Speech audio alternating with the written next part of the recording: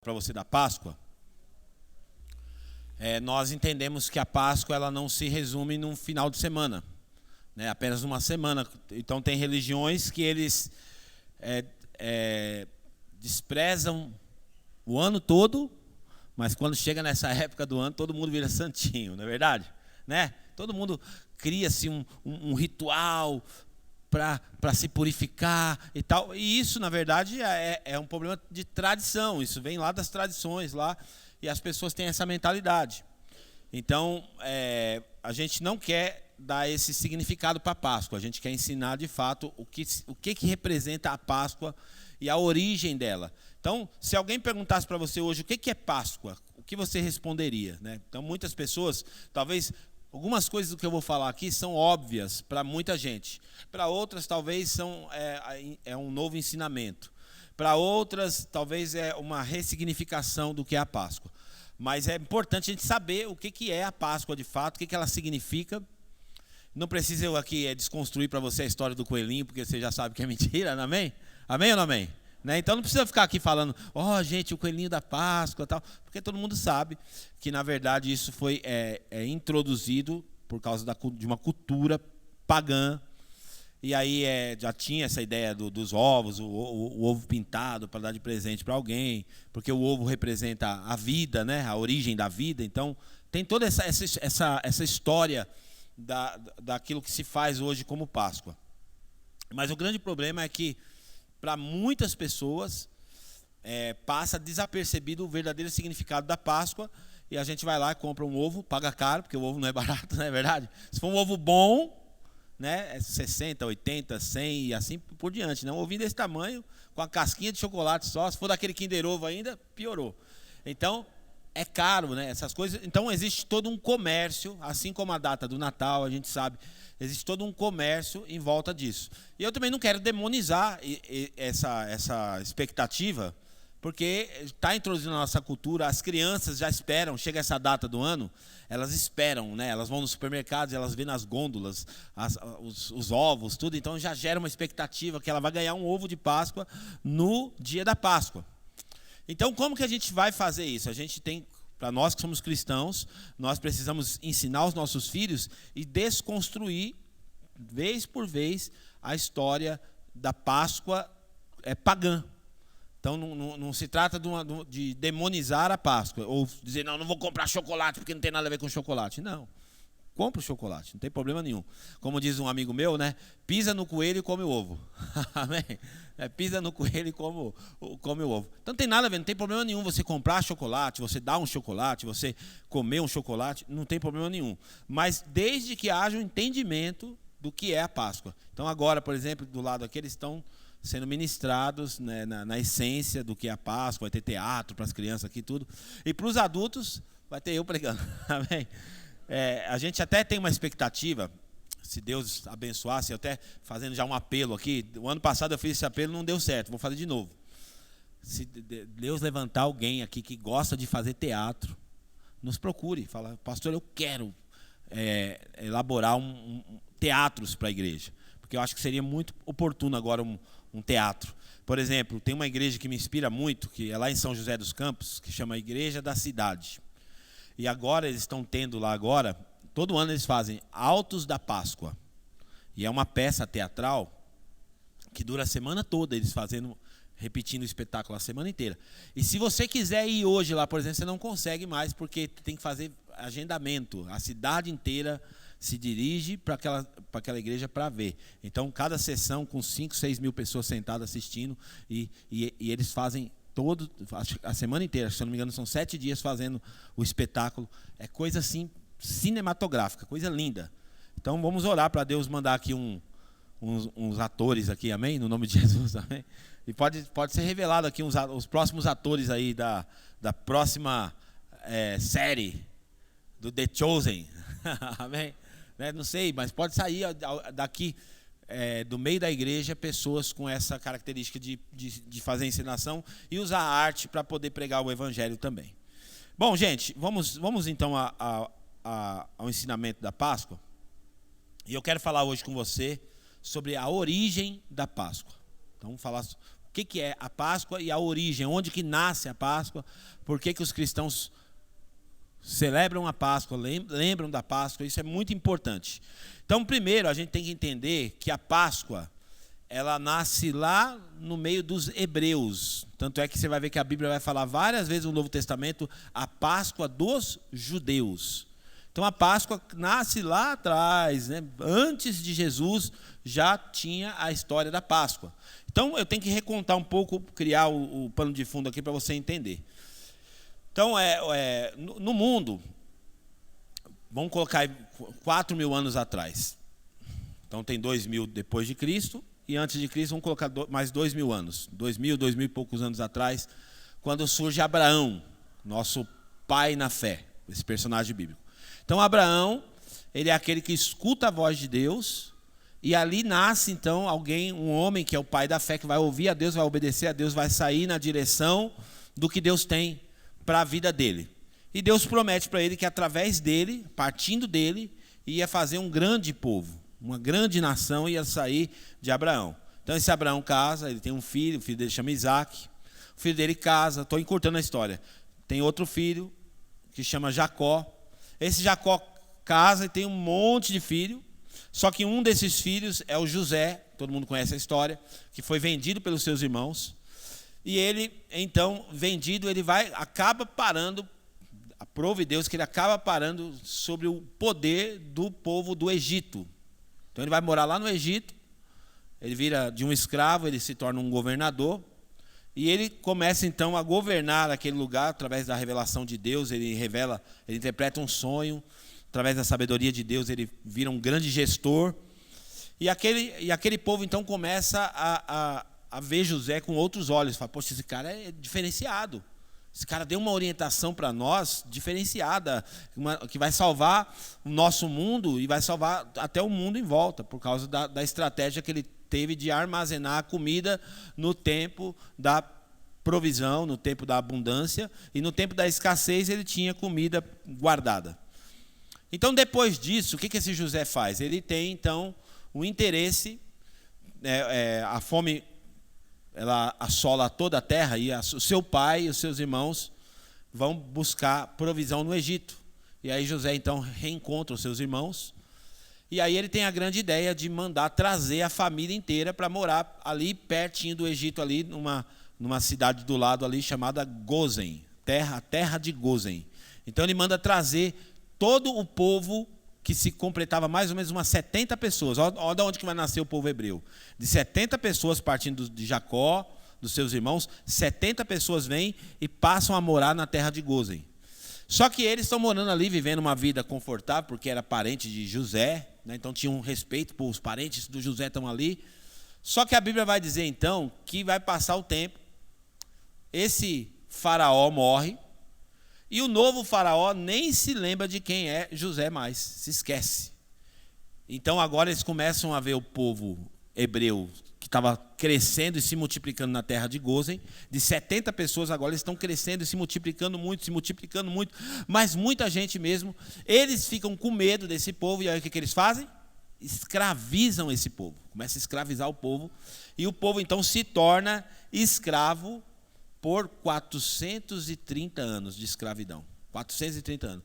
E o medo desse faraó era tão grande, que ele falou assim, eu preciso eliminar as próximas gerações. E aí nasce a ideia então de matar todos os meninos. Todos os meninos recém-nascidos tinham que morrer. Então se nascesse menina, ficava viva. Se nascesse homem, morria. E nesse meio desse pacote aqui estava o Moisés. Não é o Moisés ali não, é o Moisés da Bíblia, amém? O Moisés estava no meio desse pacote, e Deus está orquestrando tudo isso. Lembre sempre disso, Deus é soberano e nada foge do controle de Deus. Às vezes a gente pensa, poxa, está tudo desesperado, tudo. Deus está orquestrando todas as coisas. E aí a mãe de Moisés coloca ele no rio Nilo, e aí nasce a canção, ô Joquebede, Moisés não vai morrer, já posso ouvir o choro do bebê Joquebede. Amém? Amém? Então a Joquebede põe ele no rio Nilo, e ele chega até uma das filhas de Faraó, que milagrosamente fala, vou adotar esse menino. Enquanto estavam todos os meninos morrendo, Justo o menino que ela vai adotar para cuidar, para proteger aquele menino, é o Moisés, aquele que Deus vai livrar, vai usar para livrar o povo da escravidão.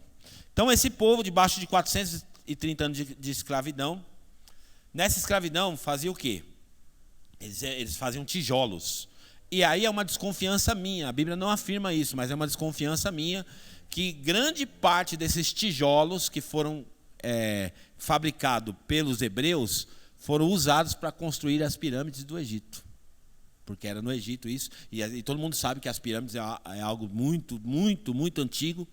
E é uma desconfiança minha que eu tenho, que muitas partes desses tijolos foram até usados para construir essas pirâmides, que é também um projeto arquitetônico e faraônico, algo impressionante. Quem vê uma pirâmide fala, como que conseguiram, num tempo tão antigo, construir algo com tanta tecnologia? E aí o povo então ora, clama a Deus e pede para Deus libertação. Deus, a gente não aguenta mais vivendo debaixo dessa escravidão. Estava tudo bem aqui, 430 anos, Deus, nós estamos sofrendo debaixo da opressão dos egípcios. E aí o paralelo é que o Egito, todo mundo sabe que o Egito faz parte do continente africano, ok? Então agora é os africanos que estavam escravizando o povo hebreu. Olha que interessante, né? E aí o que acontece? Eles clamaram a Deus, pediram para Deus, e aí Deus então vai usar Moisés para libertar eles. E aí começa toda a história, você já conhece, sobre as pragas do Egito, todas aquelas 10 pragas que foram vindo. Imagina só aquele ambiente das pragas, né? Praga de rã. Imagine uma infestação de rã. Abre a gaveta e sai rã. Vai dormir, levanta o lençol, rã. Meu Deus do céu. Então, para você pensar. E outra coisa interessante para pensar na soberania de Deus, como que a natureza obedece a Deus. Porque quem é que mandou essas rãs lá? Foi o próprio Deus. Deus deu um comando e os sapos e as rãzinhas obedeceram. Outra praga de piolho. Quem já teve piolho aqui? Era uma praga antes, não era? Verdade, sim ou não? Eu estava conversando com a pessoa, ele subia e voltava de novo para a cabeça. Era terrível. O negócio, ele vinha até aqui, tinha uns que pareciam uma barata, desse tamanho. Ele descia aqui, ó, e você olhava, não tinha como disfarçar. Você olhava para a pessoa, o piolho vinha e voltava para a cabeça. Aí passava um monte de coisa na cabeça da gente. Eu tinha bastante piolho, meu irmão. Tinha bastante, mas bastante mesmo. E aí tinha vários remédios. Como é que tinha um remédio bem famoso que tinha mesmo? Como? Fala, esse aí mesmo, como é que é o nome? Não, o outro. Nesse aí. Minha mãe tacava esse negócio na cabeça. Gente, parece que não, gente, mas pensa comigo. A praga de piolho é um negócio terrível. Aí teve outra praga, que o rio se tornou em sangue, os peixes morreram tudo. Pedra caindo, né? Uma praga lá que começou a cair, um monte de pedra, quebrou todas as árvores lá do Egito. Então, muita praga. Só que antes de completar as 10 pragas, Deus está usando ali, eu estou encurtando a história, tá? Deus está usando ali o Moisés para tudo isso. Aí agora tem um comando de Deus, porque é a última praga que Deus vai enviar, que é a morte dos primogênitos. Então ele chega para Moisés e fala, Moisés, antes de eu enviar essa praga, eu vou dar um comando para você. Eu vou libertar vocês. Eu vou tirar de uma vez por todas vocês dessa escravidão, desse jugo opressor dos seus inimigos. Eu vou tirar vocês dessa situação. Mas vocês vão ter que fazer algo. E aí começa então a história da Páscoa e a gente vai ler os textos, tá bom? Vamos fazer uma oração antes? Senhor, eu quero te agradecer nessa manhã por poder ensinar a tua palavra, podemos aprender na essência o que significa a Páscoa e o que isso tem a ver com nós cristãos hoje. Muito obrigado pelas pessoas que o Senhor trouxe aqui, que nós possamos sair daqui hoje iluminados no nosso entendimento e debaixo dessa revelação poder não somente aplicar na nossa vida, mas ensinar outras pessoas sobre a origem da Páscoa, no nome de Jesus. Amém e amém. Abre comigo então, por favor, em Êxodo capítulo 12. E a gente vai fazer uma leitura mais longa um pouco, mas eu vou lendo e explicando, tá bom? Êxodo capítulo 12, na linguagem da NVI, você deixa para mim, tá, Duda? Então, quando chega aqui no capítulo 12, Deus, antes de mandar a praga da morte dos primogênitos, Deus vai ter essa conversa com Moisés. Vai falar assim, ó, o Senhor disse a Moisés e a Arão, no Egito, Este será o primeiro mês do ano para vocês. Digam a toda a comunidade de Israel que no 10º dia desse mês, todo homem deverá separar um cordeiro ou um cabrito para a sua família, um para cada casa. Então, olha o comando de Deus. Vocês vão pegar, cada homem vai pegar um cordeiro ou um cabrito para cada família, para fazer isso que Deus vai falar agora. Vamos lá, continua. Se uma família for pequena demais para um animal inteiro, deve dividi-lo com o seu vizinho mais próximo, que tenha um número adequado de pessoas em casa para compartilhar conforme o que cada um puder comer. Então também, essa Páscoa aqui também, ela está falando também sobre, já é uma lição para nós aqui, sobre esse ato de compartilhar. O cordeiro não é só para a gente, o cordeiro tem que ser compartilhado. Amém? Continua. O animal escolhido será macho, de 1 ano, sem defeito, e pode ser cordeiro ou cabrito. Então, volta ali de novo. Isso aqui é um detalhe importante dentro do paralelo que eu vou fazer lá na frente. Tá? Então, grave bem esse texto aqui. Continua. Guardem até o 14º dia do mês, quando toda a comunidade de Israel irá sacrificá-lo ao pôr do sol. Então, peguem um pouco de sangue e passem nas laterais e nas vigas superiores das portas das casas, as quais vocês comerão o animal. Então, vamos matar o cordeiro e o sangue desse cordeiro, pega e você vai passar no batente da casa. Você vai fazer como se você fosse pintar o batente com sangue na casa, tá bom? Continua. Naquela mesma noite, comerão carne assada no fogo, com ervas amargas e pão sem fermento. Olha esses 3 elementos importantes aqui. Ó. Comerão a carne assada no fogo, ervas amargas e pão sem fermento. Continue. Não comam a carne crua nem cozida em água, mas assada no fogo, cabeça, pernas e vísceras. Não deixe sobrar nada até pela manhã. Caso isso aconteça, queime o que restar. Vocês o comerão da seguinte forma: cinto no lugar, sandália nos pés e cajado na mão. Comam apressadamente, esta é a Páscoa do Senhor. Então, esse dia está sendo estabelecido, esse termo chamado Páscoa, ele vai aparecer pela primeira vez aqui, nesse momento, na Bíblia. Então, agora está sendo estabelecida a Páscoa. Continua. Naquela mesma noite passarei pelo Egito e matarei todos os primogênitos, tanto dos homens como dos animais, e executarei juízo sobre todos os deuses do Egito. Eu sou o Senhor. O sangue será um sinal para indicar as casas em que vocês estiverem. Quando eu vir o sangue, passarei adiante. A praga de destruição não os atingirá quando eu ferir o Egito. Este dia será memorial. Diga assim, memorial. Esse dia será um memorial que vocês e todas as suas gerações celebrarão como festa ao Senhor. Celebrem como estatuto perpétuo. Durante 7 dias, como pão sem fermento. No primeiro dia, tirem de casa o fermento, porque quem comer qualquer coisa fermentada do 1º ao 7º dia será eliminado de Israel. No primeiro dia, convoquem uma reunião sagrada. No 7º, outra. Não façam nenhum trabalho nesses dias, exceto o da preparação da comida para todos. É só o que poderão fazer. Celebrem a festa dos pães sem fermento, porque foi nesse mesmo dia em que eu tirei as tropas de vocês do Egito. Celebrem esse dia como estatuto perpétuo por todas as suas gerações. No primeiro mês, comam pão sem fermento, desde o entardecer do 14º dia até o entardecer do 21º dia.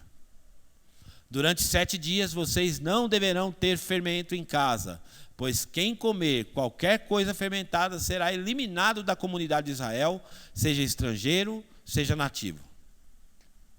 Não comam nada fermentado, onde quer que morarem, comam apenas pão sem fermento.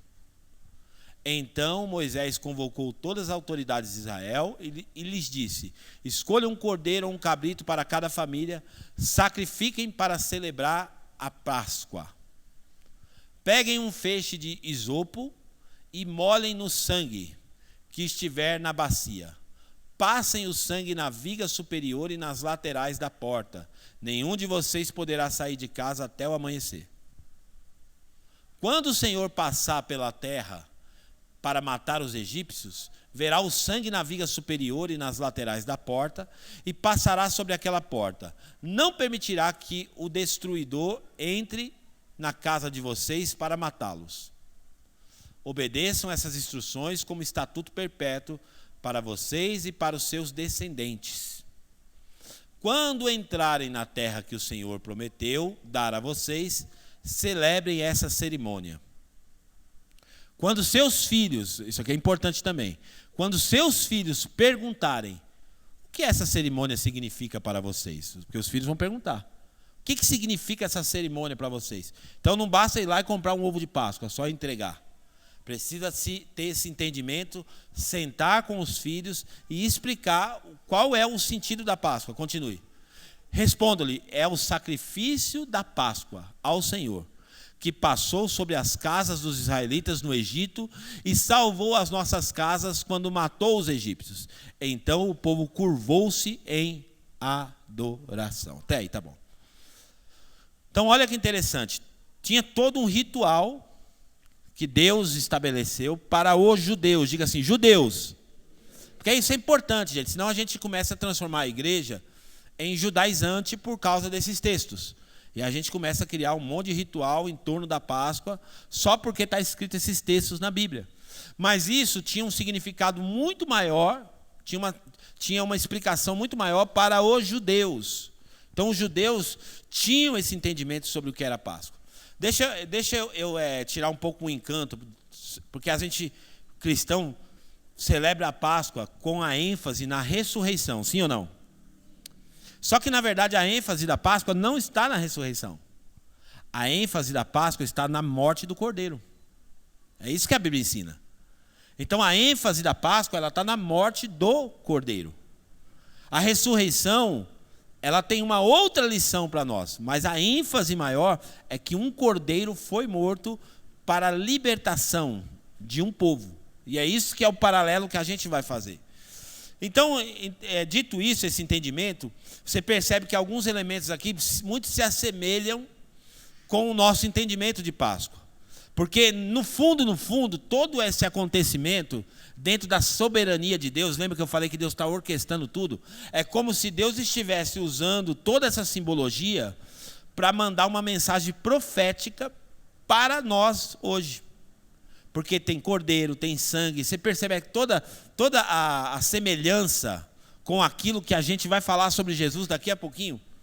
Então a Páscoa nasce nesse contexto. Deus vai tirar o povo do Egito, o povo que estava debaixo de 430 anos de escravidão. Deus vai usar o sangue como um sinal, e aonde tivesse no batente da casa a marca do sangue, a destruição não ia entrar naquela casa. A morte não ia entrar naquela casa. O destruidor não podia fazer nada com a família que estivesse marcada pelo sangue de Jesus.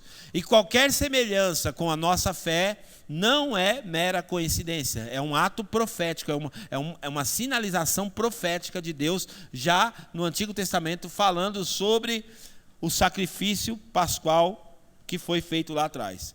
Uma coisa que me chamou muito a atenção na leitura desse texto é que ele fala, quando seus filhos perguntarem.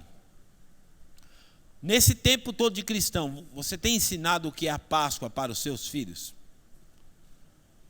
Porque existe algo que está acontecendo no mundo há muitos anos. Essas festas que tem, são as duas principais festas cristãs. O Natal e a Páscoa. Que o mundo todo para, né? Os cristãos param no mundo inteiro em torno dessas duas festas principais. E uma delas, que é o Natal, tiraram a imagem de Jesus e colocaram a imagem do Papai Noel. E na da Páscoa, tiraram a imagem de Jesus e colocaram a imagem do coelho. E o que acontece? A cultura está sobressaindo, e você não vai ver no comercial na televisão, Jesus falando, oi, eu estou aqui, ressuscitei. Você sempre vai ver um comercial de um coelho, você vai ver um comercial do ovo. Então, nossa obrigação como cristão, se a gente quiser preservar a nossa espécie, vamos dizer assim, se a gente quiser preservar o cristianismo para a próxima geração, nós precisamos orientar os nossos filhos sobre o que é a Páscoa, sobre do que se trata a Páscoa. Então, mais do que comprar um chocolate para eles, é ensinar para eles qual é o verdadeiro significado da Páscoa. Porque se você não ensinar, é isso que ele vai memorizar da Páscoa. Páscoa é um dia para comer chocolate. Páscoa é um dia para ganhar o ovo de Páscoa. E aí Jesus não é ensinado. E quando a gente ensina de forma muito superficial. Então eu te aconselho, até dentro dessa mensagem que eu estou ensinando nessa manhã, quando você for contar para os seus filhos sobre Páscoa, remonte a história desde o começo. Explica o que é a Páscoa, não a partir de Jesus, mas antes de Jesus, para poder ensinar para eles a figura disso. Por quê? Porque o povo de Deus que estava vivendo na terra de Gósen, que cresceu naquela terra, representa todos nós. Nós somos o povo de Deus, que por relapso e por tantas coisas que aconteceram, fomos subjugados e nos tornamos escravos na terra de Gósen. Nos tornamos escravos. E agora estamos pedindo, clamando a Deus, como todo mundo aqui já clamou um dia: Deus, me liberta. Muitos de nós aqui entramos no ambiente da fé escravizados pelo vício, escravizados pela tristeza, pela depressão, pelo medo, enfim, tantas coisas que nos escravizam. E aí pede socorro. Aí quando Jesus entra na nossa vida, a nossa vida muda. Pelo menos é para mudar. Se tivermos um encontro de fato verdadeiro com Jesus, toda treva que estava na gente é dissipada pela luz de Cristo. E a gente encontra Jesus. E Jesus muda a nossa história. Eu não estou dizendo para você que você vai ter uma vida 100% perfeita. Não. Mas ressignifica a vida para nós o fato da gente encontrar Jesus. Então a gente é libertado da nossa escravidão. Então a Páscoa é para lembrar disso. Quando esses dois elementos da ceia, ervas amargas e pão sem fermento, eles têm uma simbologia para o povo judeu, que a Bíblia também fala sobre isso. As ervas amargas é que eles tinham que comer as ervas amargas para lembrar do amargor de ter sido escravo durante tanto tempo. Então eles tinham que comer aquilo para lembrar. Então a gente de vez em quando tem que lembrar do amargor que a gente viveu lá atrás. Tem que trazer a memória. Então participar da Páscoa é também mastigar a erva amarga. Para lembrar. Porque senão a gente acha que daqui para frente só que funciona. Não, tem um contexto lá atrás. Você lembra quem você era? Você lembra no estado que você estava quando Jesus te encontrou? Mesmo que você nasceu no berço evangélico, mas você tem consciência da depravação total do homem, que o homem sem Deus está condenado ao inferno? Então a Páscoa, ela simboliza exatamente isso, a nossa libertação. Nós saímos do Egito e fomos transportados para o reino de Deus. E é isso que a gente vai começar a tentar entender agora, tá bom? Então nós sempre vamos ter que contar essa história, sempre contar a história, para lembrar do livramento de Deus. Por que a história da Páscoa tem que ser sempre contada? Por que ela tem sempre que ser contada, a história da Páscoa? Para a gente nunca se esquecer do grande livramento que Deus fez pelas nossas vidas. Depois então que Deus tira o povo do Egito, a história ela vai muito mais além, não dá para me contar tudo hoje. Mas você pode ler a sua Bíblia, você vai deparar com a história. Depois que ele tira isso, então a Páscoa agora é incorporada na lei. Deuteronômio 16, do 1 ao 8. Ele vai falar de novo, e agora nos termos da lei sobre a Páscoa, colocando a Páscoa agora como elemento da lei. Aí ele fala: observe o mês de Abib e celebrem a Páscoa. Abib é o nome do mês deles, né? Aqui para nós é janeiro, fevereiro. Abib, que depois virou o mês de Nissan. Esse Abib aqui depois virou o mês de Nissan. Observem o mês de Abib e celebrem a Páscoa do Senhor, o seu Deus, pois em uma noite no mês de Abib ele os tirou do Egito. Então por que vocês têm que observar o mês? Para lembrar, Deus tirou a gente do Egito. Continua. Ofereça como sacrifício da Páscoa ao Senhor o seu Deus, um animal dos rebanhos de bois ou de ovelhas, no local em que o Senhor escolher para a habitação do seu sangue. Continua. Espera, volta ali, habitação do seu nome, desculpa, sangue não, nome. Não comam com pão fermentado. A simbologia do pão fermentado, gente. O pão fermentado, na Bíblia, o fermento representa o pecado. Por isso que ele vai falar sem fermento, ou seja, sem pecado. Tá? Mas durante 7 dias comam pão sem fermento, o pão da aflição, pois foi às pressas que vocês saíram do Egito, para que todos os dias da vida de vocês se lembrem da época que saíram do Egito. Está percebendo por que serve a Páscoa? Para que serve a Páscoa? Para lembrar de quando eu saí do Egito. Para mim nunca me esquecer de onde Deus me tirou. Para jamais me esquecer daquilo que Deus fez por mim. Outra coisa interessante para falar do pão sem fermento é porque quando Deus mandou fazer o pão, era para mostrar que não ia, eles tinham que sair tão rápido que não ia dar tempo de levedar a massa. Por isso que o pão sem fermento. Tá? Continua. Que nenhum fermento seja encontrado com vocês em toda a sua terra durante 7 dias. Tampouco permita que alguma carne sacrificada à tarde do primeiro dia permaneça até a manhã seguinte. Não ofereça o sacrifício da Páscoa em nenhuma das cidades que o Senhor, o seu Deus, dera a vocês. Ofereçam apenas o local que ele escolher para a habitação do seu nome. Ali vocês oferecerão o sacrifício da Páscoa à tarde, ao pôr do sol, na data da sua partida do Egito. Vocês cozinharão a carne do animal e a comerão no local que o Senhor, seu Deus, escolher. Pela manhã, cada um de vocês voltará para a sua tenda. Então, aqui ela é incorporado na lei agora. Então, virou um estatuto perpétuo e está incorporado na lei. E a Páscoa agora ela é algo oficial que deveria ser celebrado em um lugar que Deus escolhesse. E aí você vai ver isso se repetir em toda a história. Mas vamos fazer mais uma cronologia para a gente entender, porque a gente tem estudado a Bíblia aqui esses dias. Então pensa comigo. O último livro da Bíblia é o Deuteronômio. Logo depois vem o livro de Josué, que foi o sucessor de Moisés. Moisés morre. Josué continua a missão para levar o povo para a terra prometida. O povo já saiu do Egito, mas agora Josué é o líder dessa nova expedição para conduzir o povo para a terra que Deus promete. Josué é um bom líder, ele faz um bom trabalho, mas acontece algo interessante. Josué não consegue formar um sucessor. E quando você chega lá no finalzinho, no capítulo 24 de Josué, ele vai dizer assim, o povo já estava meio rebeldão. Ele fala assim, vocês eu não sei. Quem que vocês vão servir, o que vocês vão escolher para a vida de vocês. Eu e a minha casa vamos servir ao Senhor. É isso que ele fala. E daí para frente, então, vai vir logo depois de Josué, qual que é o próximo livro? Juízes. Lembra? Nós estamos estudando Juízes. Juízes vem na sequência. E qual que é agora a pegada do livro de Juízes? O povo rebelde. O povo vivendo uma anarquia. O povo vivendo sem liderança. E agora pensa nessa bagunça toda. O povo sem liderança, o povo vivendo do jeito que quer. Eles começam a abandonar os ensinamentos de Deus. E ele começa a abandonar tudo aquilo que era para ser memorial para eles. Por isso que tem que ter memorial. O povo de Deus tem que ter memorial. Para se lembrar sempre do que Deus fez. Para sempre se lembrar. Por que a gente cultua? O culto para nós é um memorial. A gente não pode se acostumar a não nos reunir como igreja. É um memorial. Para sempre se lembrar que a gente precisa de Deus.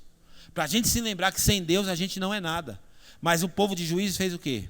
Começou a abandonar Deus, começou a viver do jeito que queria. Isso é o que conta a história.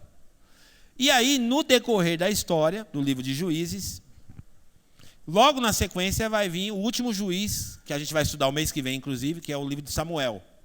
Samuel é chamado do último juiz da Bíblia. E esse último juiz, chamado Samuel, está diante desse povo, liderando esse povo. E agora o povo começa a cobrar Samuel. O que o povo cobra Samuel? Fala, Samuel, a gente não aguenta mais viver sem um rei. A gente precisa ter um rei.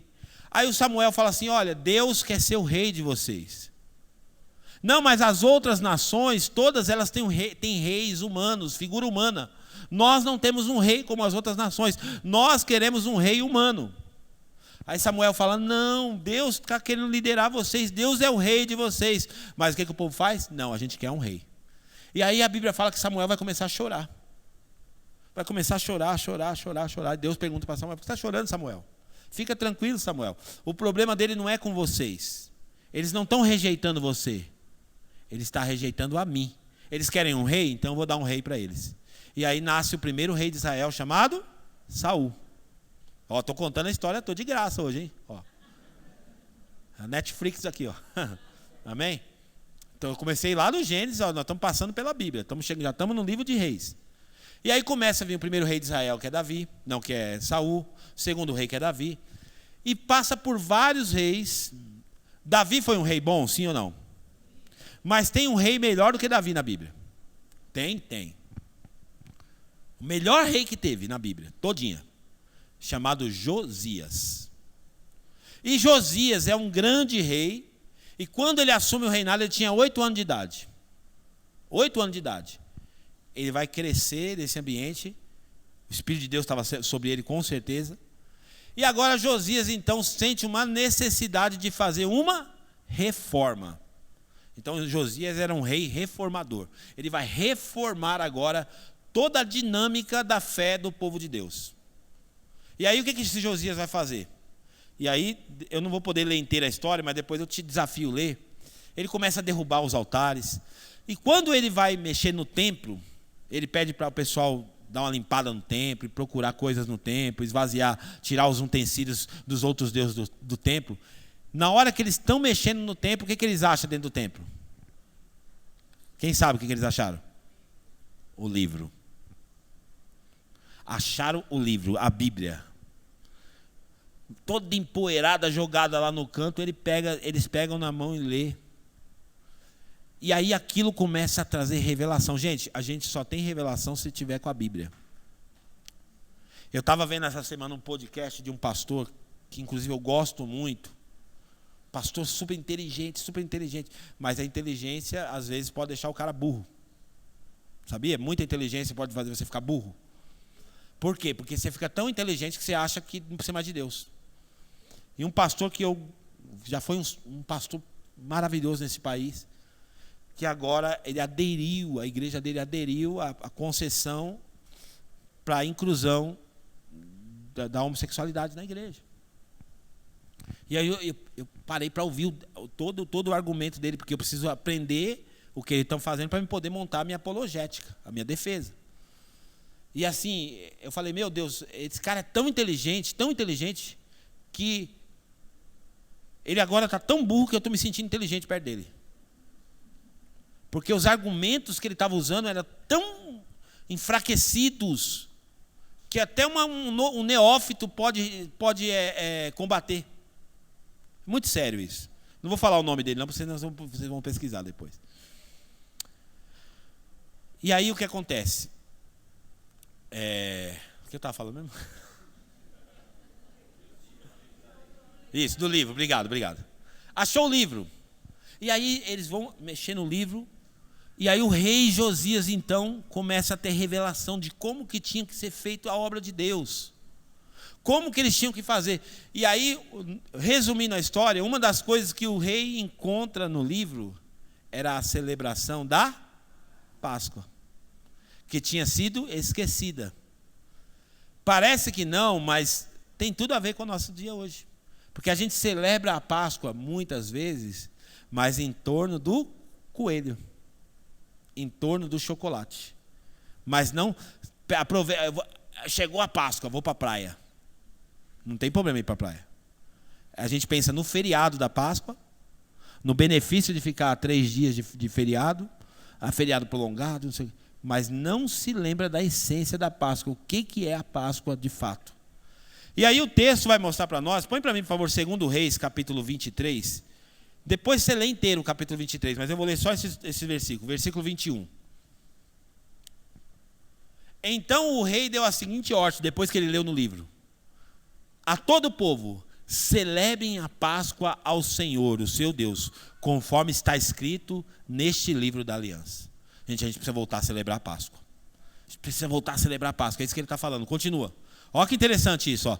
Nenhum dos dias dos juízes que lideraram Israel, e nem durante todos os dias dos reis de Israel. Por que eu falei que Josias foi um excelente rei? Porque está dizendo aqui que nem durante o tempo de Davi não houve esse resgate. Ó, nem durante todos os dias dos reis de Israel e dos reis de Judá havia sido celebrado uma Páscoa como aquela. Então Josias reforma e ele resgata a Páscoa de novo e fala, gente, a gente precisa lembrar de onde Deus tirou a gente.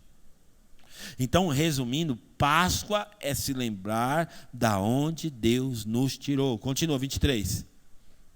Contudo, no 18º ano do reinado de Josias, essa Páscoa foi celebrada ao Senhor em Jerusalém. E o que me parece, então, daqui dessa data em diante, nunca mais se deixou de celebrar a Páscoa dos judeus. A Páscoa é celebrada pelos judeus. E agora a gente vai para o Novo Testamento. Vamos abrir a nossa Bíblia aí, por favor. João capítulo 6.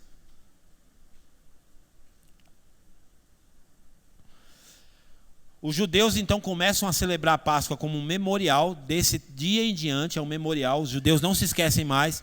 Uma vez por ano, todo mundo descia, de todos os lugares, todo mundo descia para Jerusalém para celebrar a Páscoa. Era o local da festa da Páscoa. Não sei se você sabe, mas Deus, ele sempre trabalhou muito no Antigo Testamento com festas. Então o povo de Deus é um povo muito festeiro. Por quê? Porque as festas que Deus mandava fazer, sempre era para gravar algo, para deixar um memorial na mente do povo. Vamos lá, João capítulo 6, versículo 3, e eu vou mostrar alguns textos que vão apontar para isso, tá? Então Jesus subiu ao monte e sentou-se com os seus discípulos. Estava próxima a festa judaica da Páscoa. Então a festa da Páscoa era uma festa judaica. Grave bem isso, é uma festa judaica. Até então, festa judaica, não era uma festa cristã. Era uma festa judaica. Quem é que tinha que celebrar a Páscoa? Os judeus. O outro povo não fazia sentido celebrar a Páscoa. Por quê? Porque o outro povo não tinha a experiência de serem resgatados do Egito. Como é que eles vão celebrar uma festa que não tem nada a ver com eles? É a mesma coisa da gente ir lá nos Estados Unidos e falar, vocês aqui não celebram a independência do Brasil? Não faz sentido. Então a festa da Páscoa era uma festa judaica, que tinha todos esses rituais. João 11:55. João 11:55. Ao se aproximar a Páscoa judaica, muitos foram daquela região a Jerusalém, a fim de participar das purificações cerimoniais antes da Páscoa. Então, tinha todo um ritual em torno da festa da Páscoa. O pessoal ia antes para participar de uma sessão de purificação. E tem todo lá um ritual que eles fazem até hoje. Muitos judeus fazem isso, tá? Então, descia todo mundo para Jerusalém. Continua. Continuavam procurando Jesus.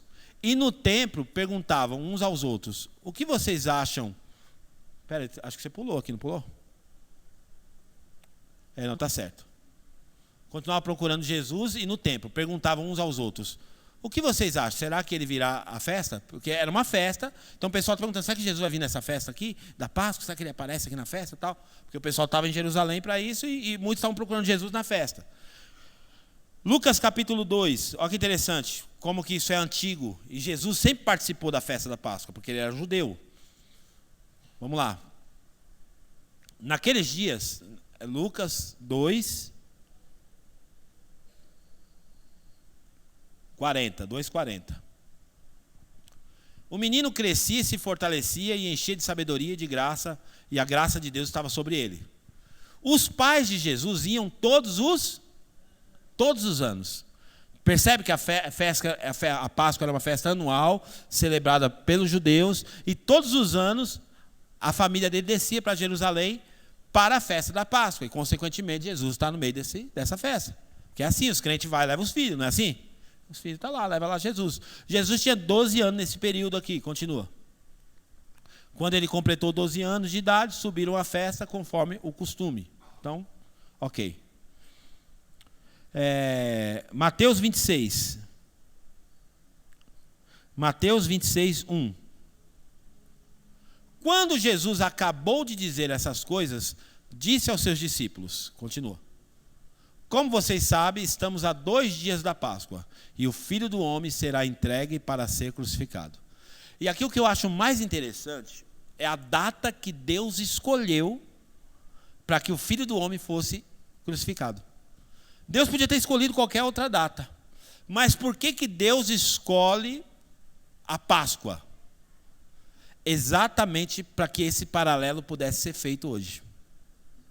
Para que o povo entendesse, e eu acho que esse povo somos nós, entendesse que a mesma data que era usada para a celebração da Páscoa, agora vai ser usada para acontecer o que vai acontecer com Jesus. Então Deus está aproveitando a data. Então a Páscoa não nasce a partir de Jesus, ela vem antes de Jesus. Mas Deus aproveita a data da Páscoa para crucificar o seu filho, para que isso se tornasse um memorial e ao mesmo tempo um paralelo com aquilo que representava a verdadeira Páscoa dos judeus. Continua, por favor. Mateus 26, 2. Agora Atos 12. Atos 12.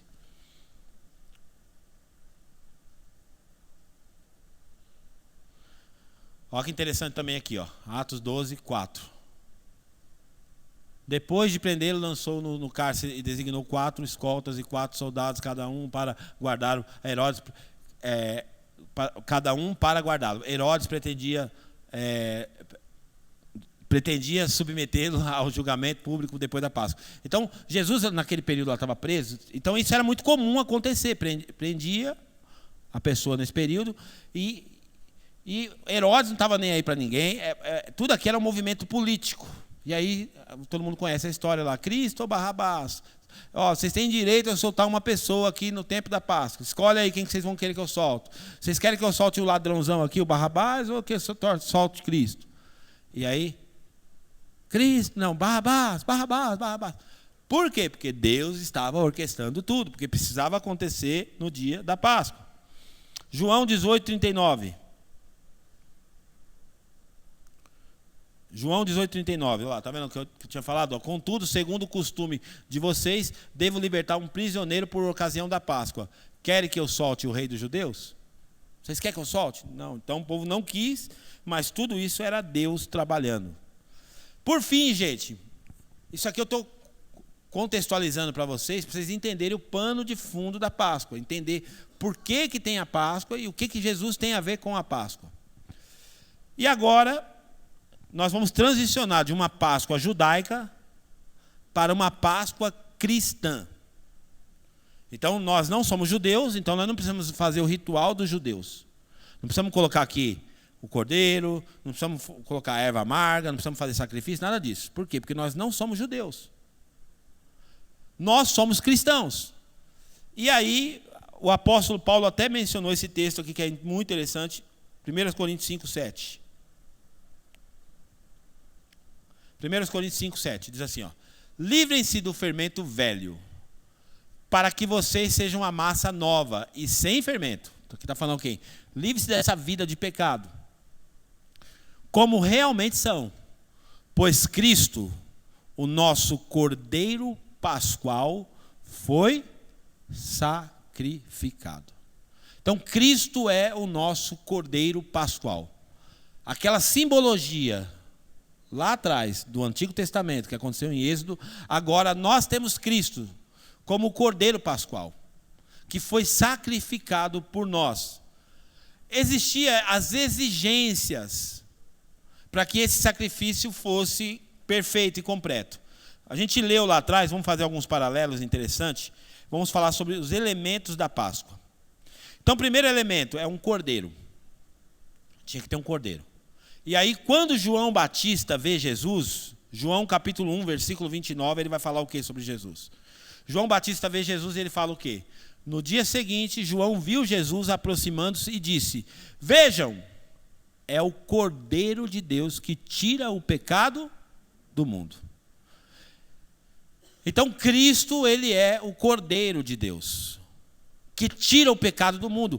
Lá para os judeus, tinha um cordeiro, que fazia parte de todo aquele ritual para a libertação deles. Para nós cristãos, Cristo é o Cordeiro. Por isso que a gente não precisa ficar repetindo mais os processos de sacrificar, de matar animal, tudo. Por quê? Porque Cristo foi o Cordeiro de Deus perfeito. A Bíblia também vai falar que esse animal do Antigo Testamento precisava ser macho e sem defeito. Não podia ter defeito nele, não podia ter nada de ruga nele. E também a Bíblia também afirma isso sobre Jesus. 1 Pedro capítulo 2, versículo 21. 1 Pedro 2, 21. Para isso vocês foram chamados, pois também Cristo sofreu no lugar de vocês e deixou o exemplo para que sigam seus passos. Ele não cometeu pecado algum e nenhum engano foi encontrado na sua boca. Então ele foi o Cordeiro perfeito. Cristo não teve pecado. Por que Cristo não teve pecado? Porque ele não é gerado conforme nós, ele não é gerado da semente corruptível de Adão. Foi por isso que ele não pecou. Nós pecamos por causa da nossa semente, da nossa raiz adâmica. É o pecado original que se estabeleceu em nós. Cristo, como ele não passou por esse nascimento, antes do homem pecar, antes de Adão pecar e Eva pecar, nós também podíamos viver a nossa vida sem pecado. Mas por causa do pecado de Adão, que é o chamado pecado original, esse pecado, então agora acometeu toda a raça humana. Só que como Cristo não veio da semente de Adão, então o que acontece? Ele não pecou. E aí esse pastor que eu estava dizendo para vocês, ele chegou a dizer que Jesus pecou. A burrice é tão grande. Jesus pecou, Jesus errou. Não, a Bíblia está afirmando, não cometeu pecado algum. Nele não foi achado engano na sua boca. Continua. Não, agora põe para mim, por favor. Terceiro elemento. Então, primeiro, o cordeiro tinha que ser perfeito, sem mancha. Terceiro elemento, o sangue. 1 Pedro 1,18. 1 Pedro 1,18. Pois sabem que não foi por meio de coisas perecíveis, como prata ou ouro, que vocês foram redimidos da sua maneira vazia de viver, transmitida por seus antepassados, mas pelo precioso sangue de Cristo, como um cordeiro sem mancha e sem defeito. Então, todos os elementos que tinha na Páscoa antiga também tem na nossa. Todos aqueles, o crente às vezes ele parece arrogante, mas ele não é. Porque a garantia do crente está na onde? Não está na sua santidade. A garantia do crente não está o fato dele fazer tudo certinho, dele ser bonzinho, nada disso. A garantia do crente está em uma coisa: no sangue de Jesus. Lembra aquele sangue que pintaram os batentes da porta? Aquele sangue hoje está sobre a nossa vida, a representação. Não aquele, né? O sangue de Jesus. Então, toda vez que a destruição vem, por isso que a gente vai ser poupado. Isso aqui não é utopia, não é arrogância de crente. Isso aqui é garantia bíblica. Nós seremos poupados da grande destruição. Por quê? Por causa do sangue de Jesus que está sobre a nossa vida. Quando Deus, que é irado com o pecado, Deus é bravo.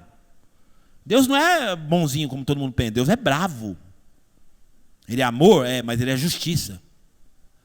E por que Deus então não fulmina eu? Olhando para mim, eu sei que eu mereço ser fulminado. Porque eu não sou perfeito. Eu reconheço que se não fosse o sangue de Jesus, eu já teria sido fulminado por Deus faz tempo. Faz tempo Deus já tinha me fulminado. Então por que Deus não me fulmina? Porque o sangue de Jesus aplaca a ira de Deus. Então Deus, quando ele olha para você, sabe o que ele vê? O sangue. É isso que a Páscoa fala para nós, gente. Quando Deus olha para mim, quando Deus olha para você, ele vê o sangue. E quando ele vê o sangue, ele não vai poder destruir, porque o sangue de Jesus purificou a nossa vida. Por isso que você tem que entregar a sua vida para Jesus. Você tem que tomar uma decisão, entrega a tua vida para Jesus logo, se você não entregou ainda. Só tem um jeito de escapar da ira de Deus. Só tem um jeito de escapar da ira de Deus. Não é sendo bonzinho, não é se comportando bem, nada disso. O único jeito de escapar da ira de Deus é se submeter ao Filho e ser lavado pelo sangue do Filho. Amém? Isso é Páscoa. Nós estávamos no Egito, todos nós. Todos nós estávamos no Egito, presos nos nossos pecados, na escravidão dos nossos pecados. Estavam lá, todo mundo. O Egito na Bíblia simboliza o mundo, simboliza a escravidão, simboliza toda essa opressão do mundo sobre nós. Quantos aqui já estavam no Egito? Levanta a mão, quem já estava no Egito? Eu estava.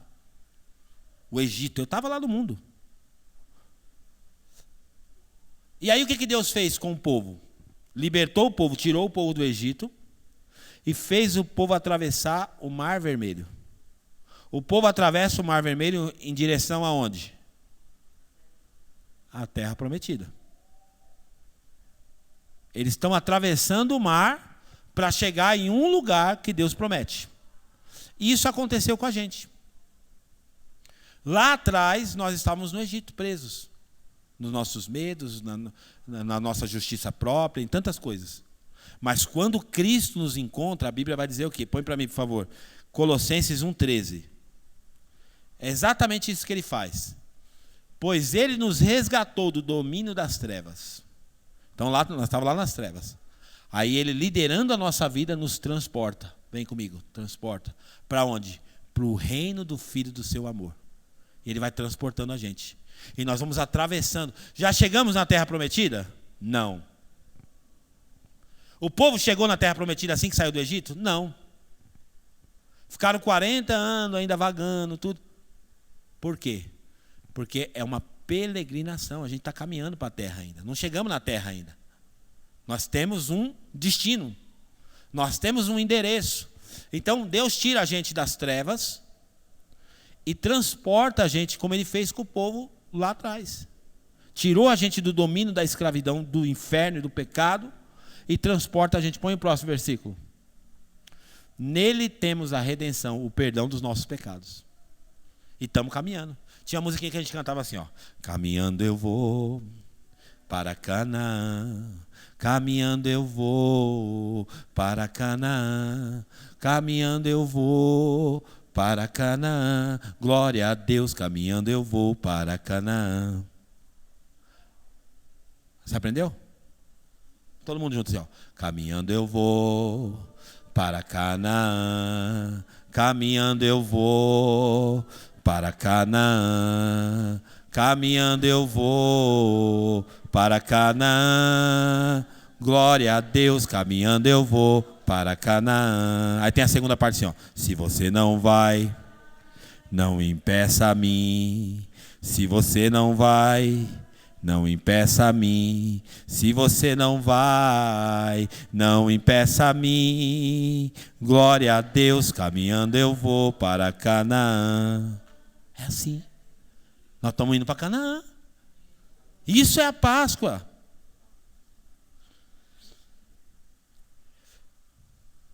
Então a Páscoa, a tônica da Páscoa está na morte do Cordeiro. Agora, lá no Antigo Testamento, a Páscoa foi marcada pela morte dos primogênitos. Para nós, a nossa Páscoa também é marcada pela ressurreição do primogênito. Isso que é interessante. A tônica está na morte, mas tem a ressurreição. E a Bíblia vai começar a comprovar para nós aqui. Mateus 28, do 5 ao 7. Isso é só para quem acredita na Bíblia. Quem não acredita, para mim, eu acredito 100% na Bíblia, gente. Aliás, hoje, eu falo para minha esposa, o mundo está tão bagunçado que a única coisa para mim que tem credibilidade é a palavra de Deus. Porque você vai ouvir um nutricionista hoje, na internet. Aí o cara fala assim, não coma ovo que você vai morrer. Aí você vai para o outro canal, o cara fala assim, coma ovo que você vai viver. Aí você procura outro canal, fala assim, o cara fala, não coma carne de porco, que aí você vai arrebentar com a sua vida. Aí você fala, não vou comer carne de porco. Aí você vai no outro, carne de porco é a melhor coisa que tem, coma. Está uma confusão de informação no mundo, ninguém você quer ficar desinformado, vai procurar informação. É assim que está o mundo hoje. Então, para mim, e me perdoe a minha ignorância, para mim, eu acredito 100% na Bíblia. Eu sou apegado na palavra de Deus. Apegado na palavra de Deus. Eu não tenho a coragem de relativizar a Bíblia e de colocar uma interrogação. Será? É a minha maneira de crer, tá? Eu não estou atrapalhando você. Se você quiser crer de outro jeito, é um problema seu. A minha maneira de crer, porque se eu duvidar de um versículo da Bíblia, a Bíblia perde todo o valor. Se eu dizer que olha, esse versículo aqui não é. Pronto, você descartou tudo. Porque se um está adulterado, quem garante que todos os outros não estão? Então, ou a gente decide crer na Bíblia, e a Bíblia fala... Você viu Jesus ressuscitado? Sim ou não? Quem aqui viu Jesus ressuscitado? Eu não vi, eu nunca vi. Então, eu acredito na palavra de Deus, nos documentos históricos da Bíblia. E aí a Bíblia vai começar a mostrar para nós. Vamos lá, algumas provas disso. Mateus 28, 5. O anjo disse às mulheres: não tenham medo, sei que vocês estão procurando Jesus que foi crucificado. Ele não está aqui, ressuscitou como tinha dito. Venham e vejam o lugar aonde ele jazia. 7. Vão depressa e diga aos discípulos dele: ele ressuscitou dentre os mortos, está indo adiante de vocês para a Galileia. Lá vocês o verão, como eu disse a vocês. Então, uma das coisas interessantes que comprova, porque existem fatos comprobatórios, obrigado. Fatos comprobatórios que deixam intrigado o mundo. Uma das coisas, você sabe que existe uma parte do mundo que quer desmoralizar a nossa fé. E acha que a gente é um bando de retardado que fica seguindo religião e dando dinheiro para pastor. É isso que o pessoal pensa da gente. Que a gente é um bando de alienado, maluco, retardado, que não tem inteligência. É assim que o mundo pensa da gente, não tem problema.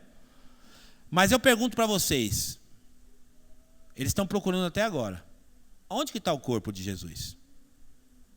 Já que eles acham que é tudo uma farsa, por que não acharam o corpo até hoje?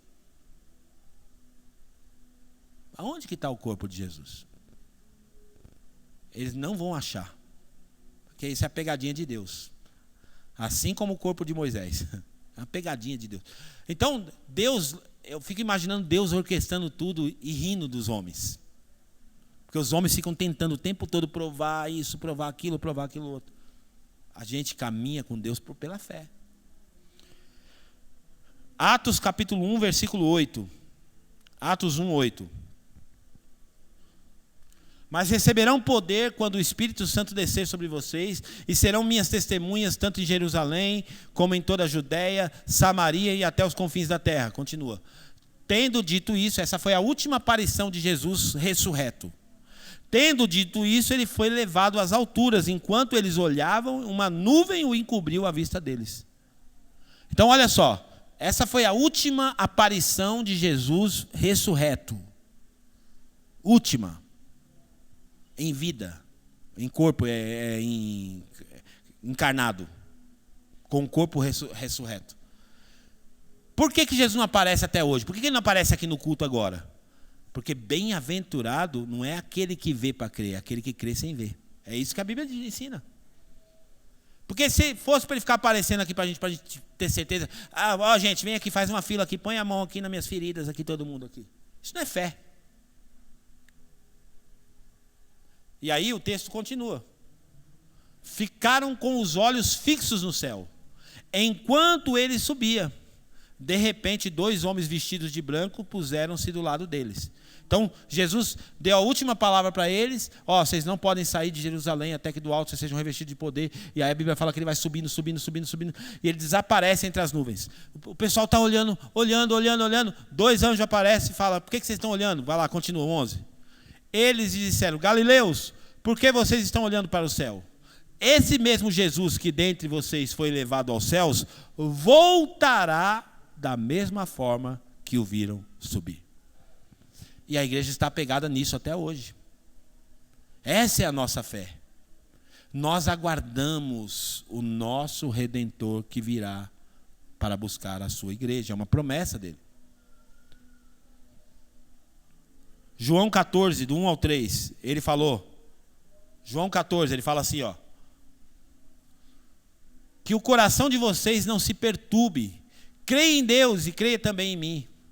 Na casa do meu pai há muitos aposentos. Se não fosse assim, eu não teria dito que vou preparar lugar para vocês. Quando eu for preparar lugar, voltarei e os levarei comigo para que vocês estejam aonde eu estiver. Isso aqui é uma promessa de Deus. Muitas pessoas vão naufragar na fé. Por quê? Porque não aguenta esperar. Tem gente que está cansado. Minha tataravó falava isso. Gente, o que resta para o crente é esperar na promessa de Deus. Não tem como dar uma garantia para você, vai voltar amanhã, vai voltar semana que vem. Só que como a gente consegue olhar a leitura do mundo, porque a Bíblia fala que os sinais apontariam para esse tempo.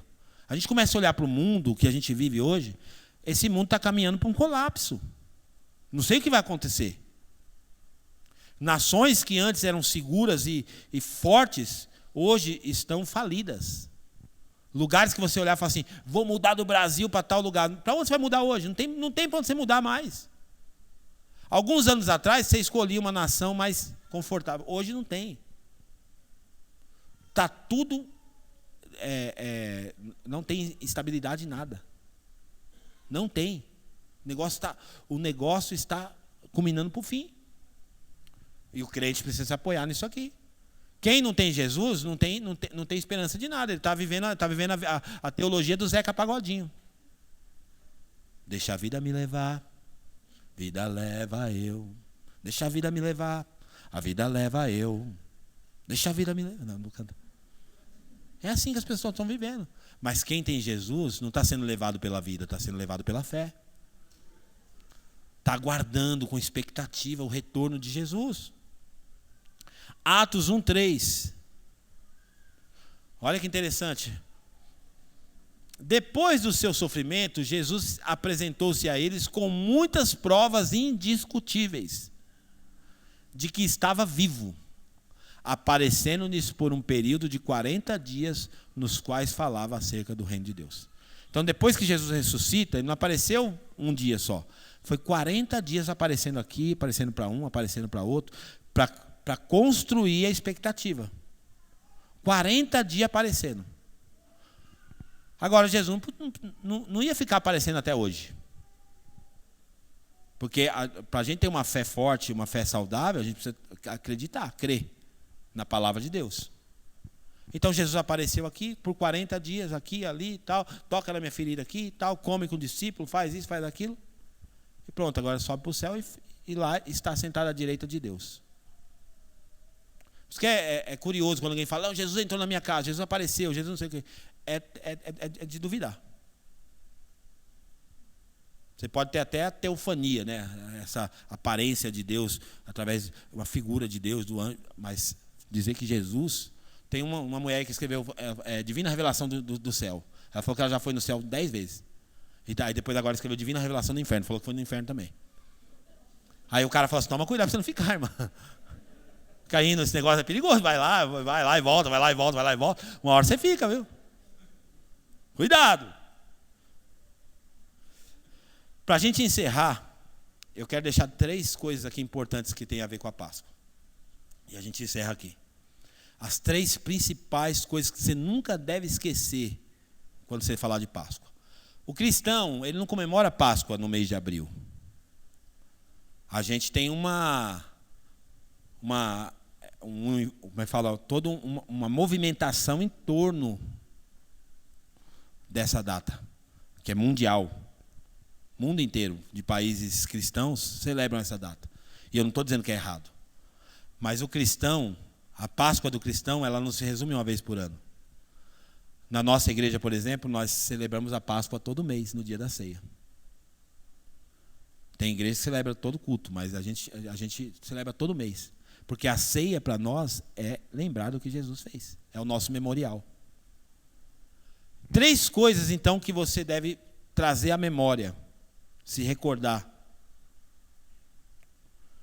sobre a Páscoa. Primeiro, quem nós éramos. Quem você era? Quando chega o dia da Páscoa, dia de você tomar sua ceia, seja hoje, seja um dia da ceia, primeira coisa, quem você era? Você lembra disso? É erva amarga, tem que dar uma mastigadinha na erva amarga, sabe? Quem você era? Pensa na miséria que você era. A Bíblia fala o seguinte, Efésios 2:11. Uma definição de quem nós éramos. Efésios 2:11. Portanto, lembre-se de que antes vocês eram gentios por nascimento, chamados de incircuncisão, pelo que se chama circuncisão, feita no corpo por mãos humanas, e que, naquela época, vocês estavam sem Cristo, separados da comunidade de Israel, sendo estrangeiros quanto às alianças da promessa, sem esperança e sem Deus no mundo. Esse era nós. Sem esperança e sem Deus no mundo. Esse era eu. Então eu preciso ter essa avaliação honesta, olhar para dentro de mim e falar: Páscoa é isso, é lembrar de quem eu era. Quem eu era sem Jesus. Ah, se não fosse Jesus na minha vida. Ah, se não fosse o Senhor. Romanos 5:8. Romanos 5:8. Mas nisso Deus demonstra o seu amor por nós. Cristo morreu em nosso lugar, apesar de sermos pecadores. Quem nós éramos? Pecadores miseráveis, carentes da graça e da misericórdia de Deus. Essa era a minha realidade. A minha justiça não podia me salvar. Mesmo que eu era um cara bom, um cara honesto, um cara que fazia tudo certinho, tudo isso para Deus é considerado como trapo de imundícia. Então a primeira revelação da Páscoa, a primeira recordação da Páscoa, o primeiro memorial da Páscoa é quem eu era. Segunda, quem nós somos. A gente mastiga a erva amarga para lembrar de quem a gente era, do amargor da vida sem Jesus. Para os crentes agora nós temos chocolatinho, a doçura, né? Até isso mudou, né? Tem o chocolate. Quem nós somos? Já parou para pensar nisso? Porque se encontrar com Cristo é ser restaurado na nossa identidade. É ter a identidade restaurada. Quem nós somos? A Bíblia fala o quê? João 1:12. Evangelho de João, capítulo 1, versículo 12. Olha quem nós somos aqui, o texto bíblico ensina. Contudo, aos que receberam, aos que creram no seu nome, deu-lhes autoridade de se tornarem o quê? Diga assim: eu sou filho de Deus. Essa é a nossa identidade. Então quem eu era? Eu não era, mas agora eu sou. Eu agora tenho um lugar de filho. Eu agora sou chamado por Deus de filho. Eu sou seu filho. Eu fui aceito por Ele. Porque a igreja evangélica fala: quem quer aceitar Jesus? Não, a pergunta é: quem quer ser aceito por Deus nessa manhã? Porque não é a gente que aceita, é Ele que nos aceita, Ele que nos recebe. O versículo 12 diz o quê? O 13, põe para mim. Os quais não nasceram do sangue, nem pela vontade da carne, nem pela vontade do homem algum, mas nasceram de Deus. Não foi uma escolha sua. Por isso que você é filho dele. Não foi uma escolha sua. Você nasceu na vontade de Deus. Deus te trouxe, Deus te atraiu, Deus te puxou, Deus te resgatou, Deus te trouxe para perto dele. E terceira coisa que você deve se lembrar na Páscoa: para onde vamos? Para onde nós estamos indo? Nós já fomos tirados do reino das trevas. A Páscoa mostra que Jesus nos tirou do Egito, que escravizava a nossa vida. E agora Ele está nos levando para um lugar. Nós estamos seguindo a Jesus, nós estamos andando nos passos de Jesus, nós estamos com expectativa na promessa do Senhor Jesus. E a Bíblia fala o quê? Hebreus 13:14. Hebreus 13:14 diz o quê? Pois não temos aqui nenhuma cidade permanente, mas buscamos a vindoura. Nós temos uma pátria que nós estamos buscando. A terra não é a nossa habitação permanente. Isso aqui é só uma passagem. Nós só estamos passando. E nós, enquanto passamos, estamos anunciando para as pessoas: Vem com a gente, nós estamos indo para um lugar.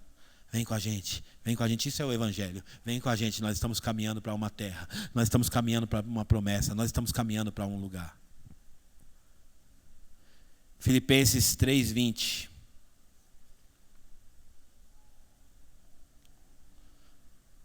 A nossa cidadania, porém, está nos céus, de onde esperamos ansiosamente o Salvador, o Senhor Jesus Cristo. A nossa cidadania está nos céus. Continua. Que pelo poder que o capacita a sujeitar todas as coisas a si, transformará o nosso corpo humilhado, tornando-o semelhante ao seu corpo glorioso. Vamos ficar de pé nessa manhã.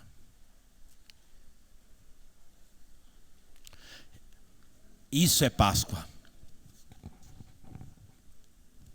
O louvor pode subir aqui. Isso é a Páscoa. A Páscoa é para dar uma ênfase primeiro na morte do Cordeiro. O Cordeiro pagou a nossa dívida. O Cordeiro inaugurou um novo tempo para nós. O Cordeiro inaugurou uma nova história na minha vida e na sua vida. Amém? Nós vamos orar agora com esse entendimento da Páscoa. E você vai orar, a sua oração deve estar fundamentada nesses 3 elementos. Quem você era. Então, na sua primeira parte da oração, você vai lembrar de quem você era. E você vai agradecer a Deus. Lembrando-se de onde Ele te tirou. Vai mastigar as ervas amargas agora. Vai lembrar do amargor que você viveu sem Jesus. Ou do amargor que você poderia viver sem Jesus. A segunda parte da sua oração é agradecendo a Deus porque Ele te aceitou. E assumindo a sua identidade de filho, dizendo obrigado porque eu sou filho. E a terceira parte da sua oração é para agradecer a Deus pela expectativa do reino de Deus eterno. E dizer para Ele, Jesus, eu estou te aguardando. Maranata, a hora vem, Senhor Jesus.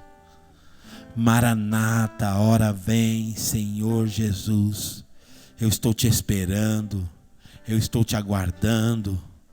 O meu coração se enche de expectativa. De repente você vai ser confrontado nessa manhã, porque talvez você está tão apegado aqui nessa terra, achando que aqui é a sua habitação eterna. Aqui é uma passagem. Não coloca os seus olhos aqui. Não coloca todas as suas energias aqui. Não coloca todas as suas expectativas aqui. Viva. Sim, viva aqui o que você puder viver. Ame sua família, ame sua esposa, ame seus filhos. Conquiste. Mas não se apegue em nada disso, porque a sua cidadania não é aqui. Eu quero convidar você para nós orarmos. Comece a falar com o Senhor agora. Hoje é o domingo de Páscoa.